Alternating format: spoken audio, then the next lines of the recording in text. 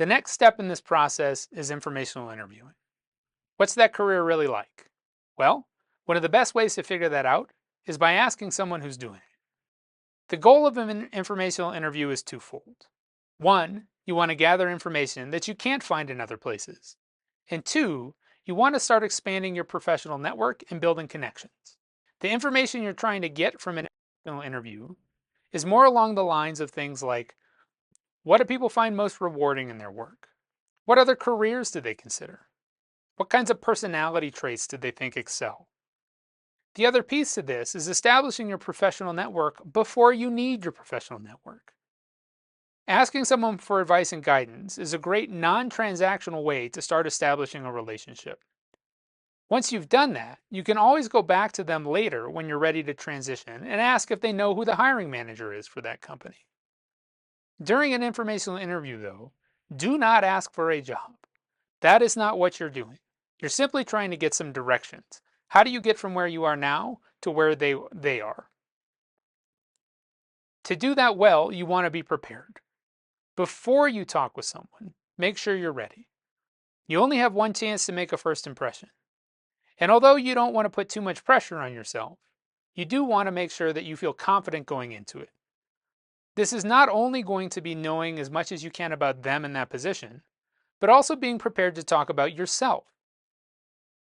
How can you explain your research program? How do you explain the value that you offer to an organization, or what is it that you do well? Inevitably, you will get a question like, tell me a little bit about yourself, or why do you think you're interested in this career? You want to spend some time preparing your answers. When you're looking to find someone to do an informational interview, LinkedIn is a great tool. This is a great place for you to search for different companies or different positions. It's also a way where you can send personalized messages to ask people to connect. Once connected, you can reach out and say, hey, I'm a grad student currently thinking I'm interested in being an MSL.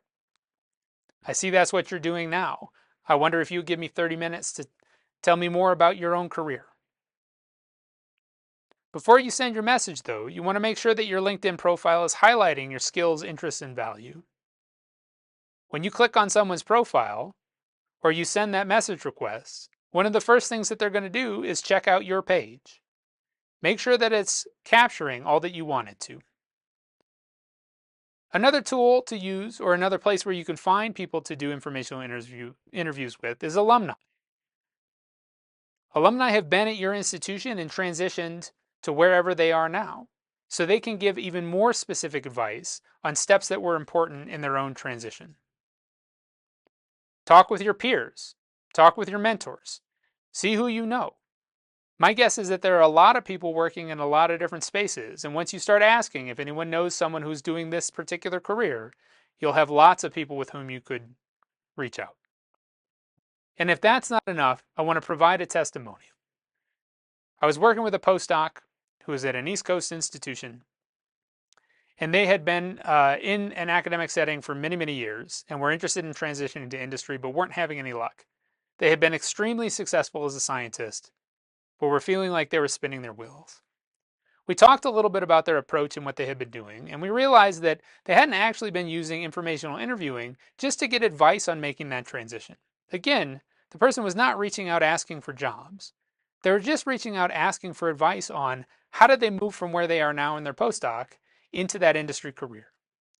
I received this testimonial from them on LinkedIn, an unsolicited message. So I have news. I landed a job at a biotech in Boston. I wanted to thank you for the advice and encouragement a couple of months ago. Going the route of informational interviews opened all the doors. I went from getting one interview every 9 months to having multiple concurrent interviews over the course of 2 months, making it to the final rounds with multiple companies simultaneously, and being able to make a top choice. I wish I would have appreciated earlier that a network can do all the heavy lifting, but I will definitely remember that lesson going forward. One of the things that I want to highlight here is that it wasn't just about getting a job. It was about finding the right job.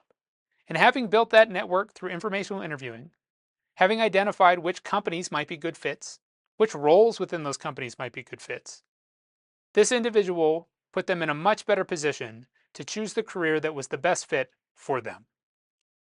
Once you get information from people and you feel like that career is still a good option, you do want to test it out a little bit. So, sounds great, but how do you really know?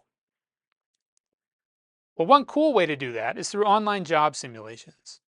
There's a website called Intersect Job Simulations where you can sample different job activities. Intersect Job Simulations offers many different options for testing out different careers: regulatory affairs, policy and advocacy, project management, science communication. Regardless of what you're interested in, the chances that they have a simulation that you can try out. On these simulations, they'll give you information about what that career or task is really like. They'll give you a sample task to undertake, and then they provide examples of what a successful project would look like. So if you think that you're interested in something, an easy way to start seeing do you really enjoy that work is to try it out using one of these simulations. In addition to job simulations, there are other ways you can explore. Shadowing is a great one. You now have this roster of people who you've met through informational interviewing. Ask if you can follow them around sometime. If you're looking in the bioscience industry, you might need to sign an NDA, but that's okay. Companies typically do this. Seeing the inside of a company and how it operates is a great way for you to figure out if that environment is one that you think you might enjoy. Internships. For both graduate students and postdocs, internships are frequently available. Now, if you're in a graduate program, you might need to talk to your program to determine if this is something that you can do. But it's certainly something to consider. An internship not only allows you to test out that work or that company, but allows that company to see how you would fit in their environment. Sometimes internships are available and posted on websites, but oftentimes they're not posted, yet they're still available. You just have to take that initiative and call them up. As you're doing informational interviewing, keep in mind you can always ask whether internships are available at that person's company. Even better than an internship, though, is trying to do some freelance contract work. This, of course, will depend on the nature of the career you're considering.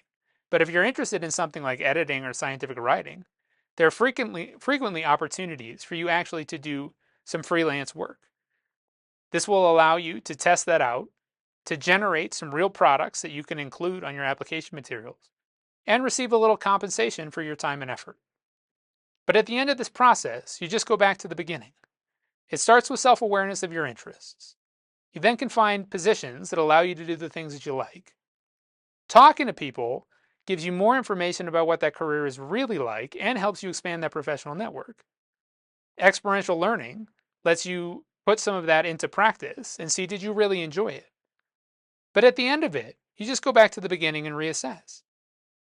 It's this process that we want you to get comfortable with. It's not only going to be useful for you now as a graduate student or a postdoc, but it'll be useful for you throughout your entire career. Career exploration is something that will continue to grow and evolve as you grow and evolve. Getting comfortable with these steps now puts you in a much better position to always be in the driver's seat of your own career. Up next, we're going to spend a little bit of time talking about career planning tools.